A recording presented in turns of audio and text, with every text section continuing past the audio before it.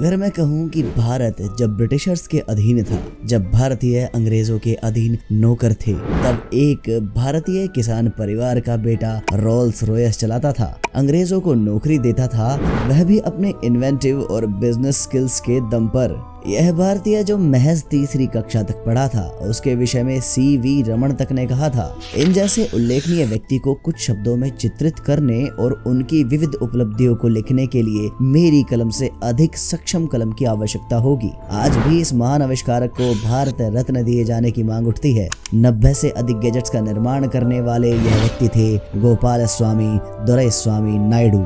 तो आइए जानते हैं GD नायडू की वो रोमांचक कहानी जो कोयम्बटूर के एक गांव से शुरू होती है और उन्हें इन्वेंटर, इंजीनियर, बिजनेसमैन और यहाँ तक कि एक महान टीचर बनाती है।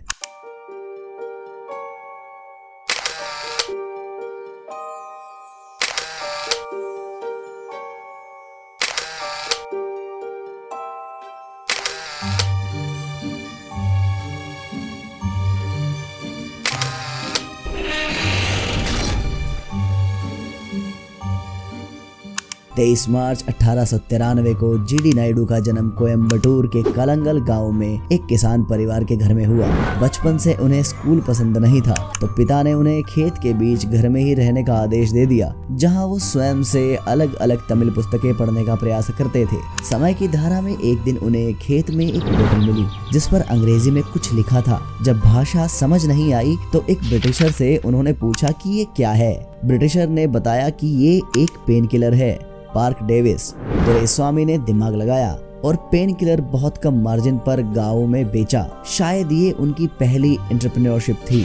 The southern India educational commercial and industrial directory 1939 के पेज 292 पर इसका उल्लेख मिलता है। दोराईस्वामी ने 16 वर्ष की आयु में एक ब्रिटिशर को अपनी मोटरसाइकिल रिपेयर करते देखा और यहीं से उनका मशीनी प्रेम शुरू हुआ। दोराईस्वामी ने तब कोयम्बटूर आकर वेटर की जॉब की। 3 साल तक वेटर की जॉब करते हुए पैसे जोड़े और फिर एक ब्रिटिशर से मोटरसाइकिल खरीदी, उसे पूरा खोल डाला, समझा और फिर रीअसेंबल कर दिया। और एंटरप्रेन्योरशिप का अनुभव कर चुके GD नायडू ने मशीनों के साथ भी खेलना प्रारंभ कर दिया। 1918 में मिस्टर स्टेन शेवरले ट्रक्स की कोयम्बटूर की एकमात्र वर्कशॉप को संभालते थे। नायडू ने उनके घर नौकरी कर ली और पैसे जोड़ने लगे ताकि एक बस खरीद सके। मिस्टर स्टेन को जब इस बात का पता चला तो उन्होंने नायडू को एक बस लोन बेसिस पर दे दी। वह 1920 का साल था। अगले 12 साल तक GD नायडू ने 7 days a week 365 days a year बस चलाते हुए उद्दमलेपेट्टई, पोलाची और दिंडीगुल के मध्य यात्रियों की सेवा की। पुरुषार्थ धीरे धीरे रंग लाता रहा। धीरे धीरे बसों की संख्या बढ़ती रही और अब बसों की संख्या थी 280, जिन्हें संभालने हेतु 2870 लोग काम करते थे। उनकी कंपनी यूनिवर्सल मोटर सर्विसेज में 1933 आते आते 300 बसेस थी और भारत का पहला बस जंक्शन था। इस समय उनकी ज्ञान की जिज्ञासा उन्हें बेल्जियम ले गई, जहां स्टील की शॉर्टेज के चलते उन्हें शेव करने में परेशानी हो रही थी। तब उन्होंने सोचा कि ब्लेड यदि स्लांटिंग मूवमेंट के साथ साथ साइड टू साइड भी चले तो। और तब आई नायडू की पहली इन्वेंशन, रासांत इलेक्ट्रिक रेजर, जिसे जर्मनी में पेटेंटेड करवाया गया और अमेरिका और यूरोप में बेचा गया और लिप्जिग फेयर में हिटलर के द्वारा पुरस्कृत किया गया। 1937 में नायडू भारत वापस आए और उस समय विश्व भयंकर युद्ध की ओर अग्रसर था। भारत में इलेक्ट्रिक मोटर्स की शॉर्टेज थी और तब उन्होंने पहली भारतीय मोटर बनाई। ब्रिटिशर्स को लगा कि ये स्वदेशी मोटर उनके शेयर्स को गिराएगी, तो नायडू की मोटर्स पर हैवी स्टैंप ड्यूटी लगा दी गई, जो मोटर पर मेटालिक नेमिंग और अंकन से होती थी। तब नायडू ने अपनी स्टैंपिंग मशीन भी बना डाली। UMS कंपनी का ट्रांसपोर्ट फ्लीट अब एक बड़ा ब्रांड था।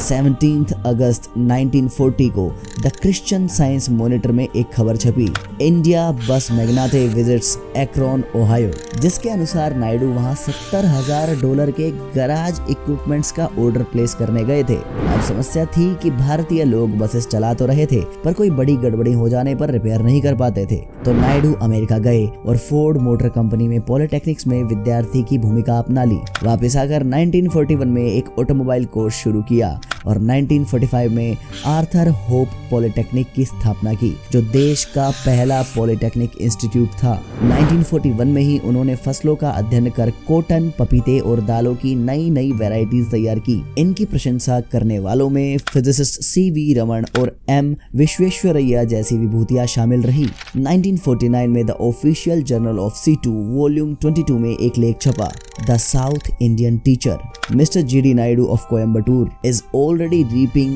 39 cobs from a single maize plant, which would not yield 8 before.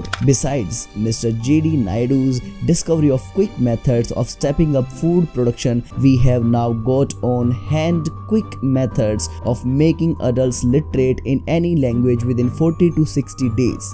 Let us make adults literate quickly and as quickly make discoveries like Mr. Naidu's to reach them through simple printed word also. Naidu ने photographic bromide का large scale production और manufacture भी किया था। 1962 के career and courses के volume 15 के अनुसार GD नायडू ने 35 mm पॉजिटिव फिल्म मैन्युफैक्चर करने के लिए लिपि नामक कंपनी स्थापित की, जो भारत की पहली ऐसी कंपनी थी। नायडू न केवल कमाते अपितु उसका बड़ा अंश राष्ट्रहित में लगाते थे। 1945 के बॉम्बे क्रॉनिकल में GD नायडू द्वारा फंडेड इंडस्ट्री प्राइज कंपटीशन का वर्णन मिलता है। 1939 के द सदर्न इंडियन के लेख अनुसार भी GD Naidu industrial education trust के तहत ट्रांसपोर्टेशन बिजनेस का 73% प्रॉफिट स्कॉलरशिप्स के लिए डिस्ट्रीब्यूट कर देते थे। इस अद्भुत टीचर, इन्वेंटर और इंडस्ट्रियलिस्ट ने कई निर्माण और आविष्कार किए। Projection TV, kerosene fan, electric voting machine, mechanical calculator, ticket vending machine, 4 stroke ICE engine, 2 seater petrol car, electric motor, रेसांतरेजर और भी बहुत कुछ। वेलोर इंस्टीट्यूट ऑफ टेक्नोलॉजी आज भी एक्सेप्शनल स्टूडेंट्स को GD Naidu young scientist award देती है। अब आपसे पूछता हूँ कि क्या आप मिरेकल मैन GD नायडू के विषय में जानते थे? संभवतः नहीं, पर आप चिंता ना करें, क्योंकि सत्यमेव जयते। जय श्री हरि।